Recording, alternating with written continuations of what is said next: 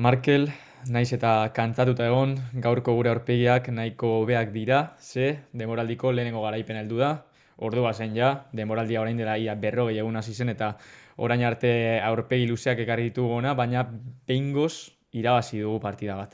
Bai, denboraldiko lehenengo aldixea ere, markagailuan aurretik gaudela, lehenengo ate hutsa, eta nola izango zan, ez? Oiartzabalen gola, eta atzian bultzadaren argazki hori. Orduan, asteazkenean bizi genuen gau hori, politxa, eta espero dugu benetan, dinamika hau, goranzkoa izatea.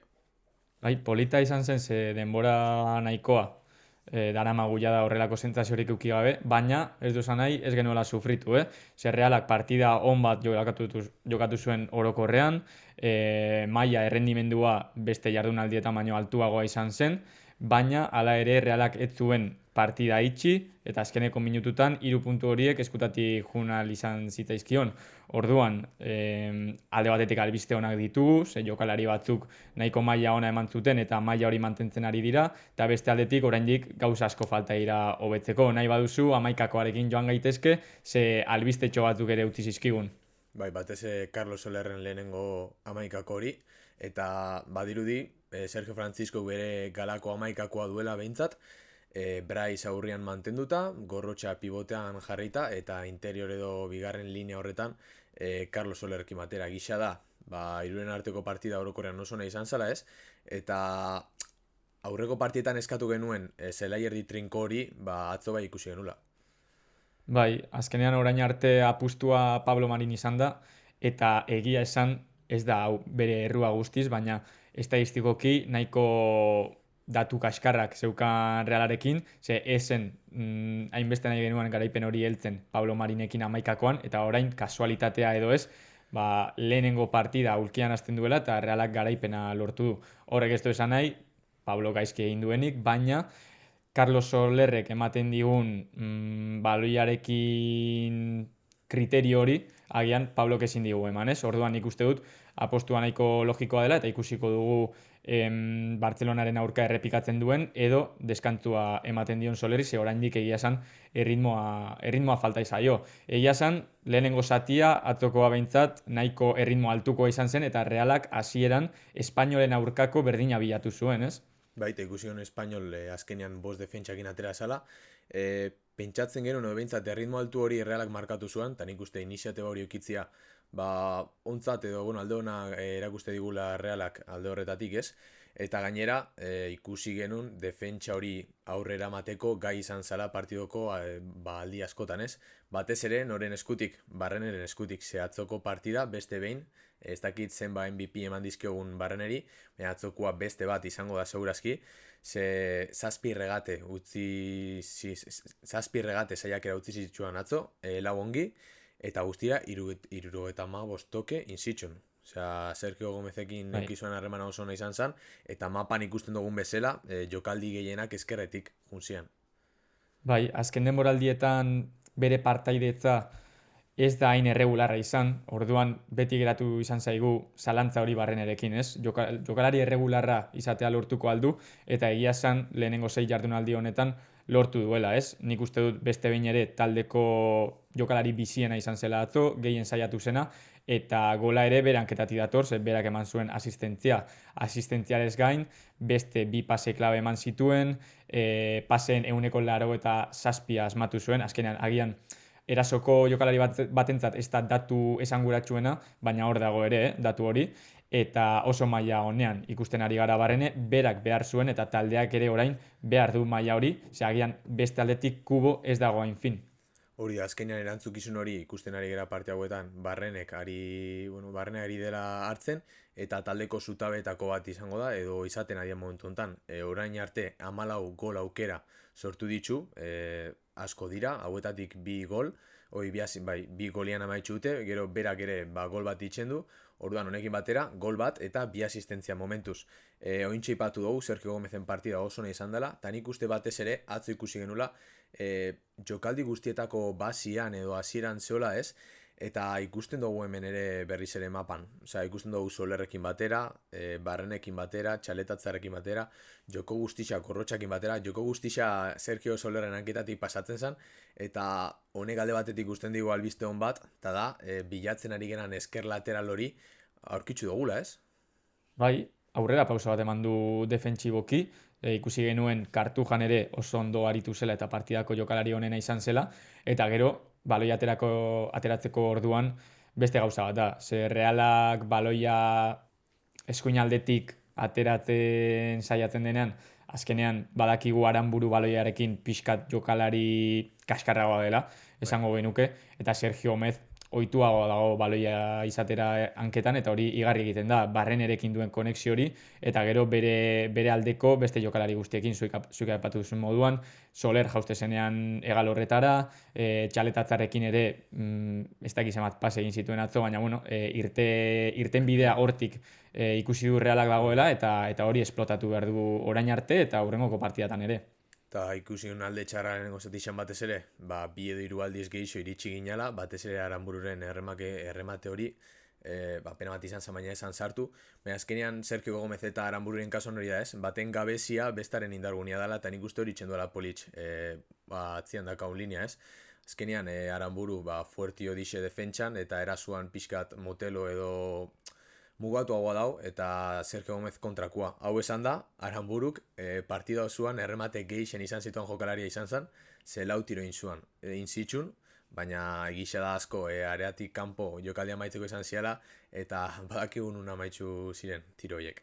Bai, aukera oso garbi bat izan zuen lehen zatian, eta esan beharra dago, orain arte Aranbururengan oso ondo egin du hitz, eta Bai, esan beharra dago, ez dagoela ondo, eh?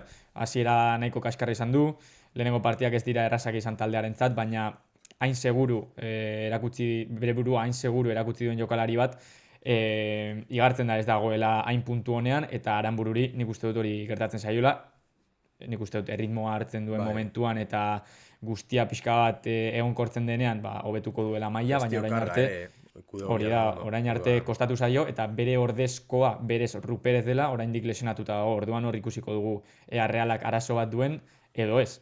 Gero, bigarren zatira joaten bagara, golarekin hasi zen, zeinen gola, Mikel Oyarzabalen gora, eta datua hemen daukagu. 11. denboraldia ja da, Mikel Oyarzabalen gol batekin gutxienez ligan. Ez da gutxi, eh? Ez, eta ikusten ari gera naiz eta bederatzikoa izan, bederatzi mobil hori bihurtzen ari dara ez. Ez da falso 9 bat, esaten dan bezala, baina azkenean, eskerrian, behian baloian bila, eskuinean, goian, leku guztitxetan dago jokalari bat da, eta atzo, nik nabarmenduko nuke baloiakin, edo baloia mantentze horretan izan zuan lehia, ez, ikusten genuen, Raillo, Baient, jokalari oso gogorak direla, eta baloia oso ondo rekuperatu, oso ondo gordezuan. Hau esan da Realak, Realaren expected golak, bigarren zatixan edo partida osoan 2,4 izan zian, eta gol bakarra sartuen orduan. Pendiente dakau lan hori pixkatxo bat geixo, ez dakit, matizatzia edo behintzat hobetzia, ze aukerak baditzugu, eta atzo suerte auki genuen Mallorcak ez zuela atera begira sorte handirik izan, baina beste batzutan, adibidez etortzen bada Barça bat edo lehengo mesela Real Madrid bat, 2 goletatik 2 sartuko dizkizu. Bai, orain arte komentatzen ibili garen azken jardunaldietan, nik uste dut atzo, are gehiago eta are hobe ikusi zela, ze azkenean Reala heltzen den talde bat da, area zapaltzen duen talde bat da, baina gero amaitzeko orduan zailtasuna ditu eta datuek erakusten dute 17 jaurtiketa izan zituen atzo, 4 soilik atera, 4 horietatik bat golean amaitu zen eta beste pare bat ere argiak izan ziren, baina hala ere ehuneko hori nahiko baxua da, ez? Ez nau kezkatzen gehiegi, ze hor oinarria badago, ez? Bai. Talentua badago, area zapaltzea badago, Azkenean baina emaitzak golak ez iritsiko dira dira sartzen, bakarrik. ez dira sartzen, eta hori azken denboraldietan ere gertatu da, gure aurrelariei batez ere gertatu zaie, gure bederatziei, eta hori, irtenbidea topatu behar zaion zerbait da, eta lehen bailen, hala ere ez dut uste Realak duen arazo larrienetako bat denik orain momentuan. Azkenean hori azkenean dinamikarekin bat etortzen da, ez? Azkenean sortea, dinamika honean zau zenian, konfiantza handixago da kasu, eta gauzak hobet ateratzen dira. Baitxa ere aipatzekoa da Realak, corner gehixen provokatzen ditxun ligako taldia dela. Atzo 11 izan zian, eta guztira 50 ditxu. hau datu ona, txarra, badakigu zenbat erremate izan ditugun, ez? Uste dut atzo bakarrik txaletatzarrek bigarren zatixan errematatu zuela baloi bakarra, baina bestela, Jose Bai, Rodríguez ekarri dugu, baina alde horretatik emaitzak ez gera ari ikusten.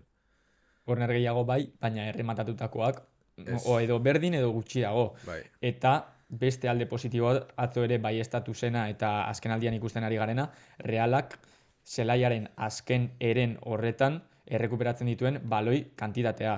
Atzo asko izan ziren, 7 uste dut izan zirela azken erenean, bai. eta 7 horietako bat golean amaitu zen. Orduan, taldeak oso ondo egiten duen zerbait da, eta gainera Sergio Franciscorekin indar hartu duena, eta hau behin da berriz errepikatu behar da, ze honek golera eramaten gaitu lakartu jamezela. Bai, presio altu hori azkenean, aurkaria bere arean itotzean datza, ez? Eta ikusi genuen atzo presio altu baten ostean, Braisek errekuperatzen duela, lehenengo tokean kuborentzat, honek beste lehenengo toke batian barrenarentzat, eta bakigu nola maitxu zen. Orduan, joko vertikala, joko azkarra, gauzak asko pentsatu gabez, azkenean, trebetasun handiko jokalariek ez dute bihar denbora, ze azkenean, segundu gitxitan kapaz dira gauza oso onak itxeko. Orduan, ildo honetatik jarraitzu eta larun batian, igandian, Barsaren kontra. Hau esan da, bi albiste euki genitxun atzo ere, aldaketekin, lehenengoa ona eta bigarna txarra. Bai, nik uste dut itxita geneukan zauri bat ireki zela, Bai, Umar Sadikekin, ze azkenean zaletuok ez dugu ulertzen nola taldearekin horrela jokatu duen jokalari batek karrikaren aurretik jokatu dezakeen. Hau da, entrenatzailearen erabakia da, uste dugu, ez dator goitik, baina ez dugu ulertzen nola arrobiko jokalari bati horrelako mezu bat eman altzaion, ez? Ikusita zer gertatuen udanan Sadikekin.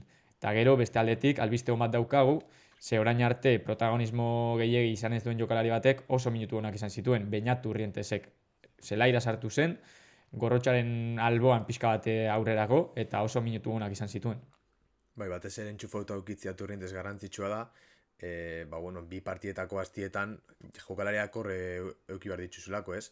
Azkenean gorrotxak guztia jokatzeko, igual prest dao, baina aldaketaren bat izatia edo rekambioren bat ondo etorriko zaio.